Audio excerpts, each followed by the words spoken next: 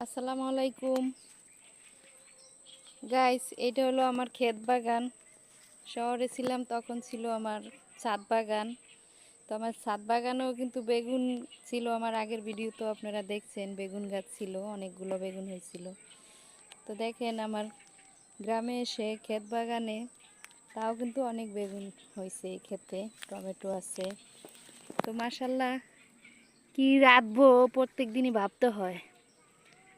দেখেন দেখেন মাশাল্লাহ মাশাল্লাহ গাইস, প্রত্যেকটা গাছের সাথে কিন্তু ফল আছে, অর্থাৎ বেগুন ধরছে প্রত্যেকটা গাছেই। টমেটোও কিন্তু আছে, এখনো পাকা টমেটো। আর একটু কাছের থেকেই দেখি, মাশাল্লাহ গাছ কিন্তু নাজেহাল হয়ে যাইতে আছে, তারপরও কিন্তু এখনো অনেক ফল ধরা আছে।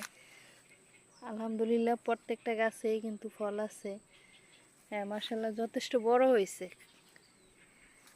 অনেক। তো আজকে রাঁধবো, তাই আসলাম বাগানে, দেখি কি নেওয়া যায়। তো বেগুন আছে, মাছও আছে।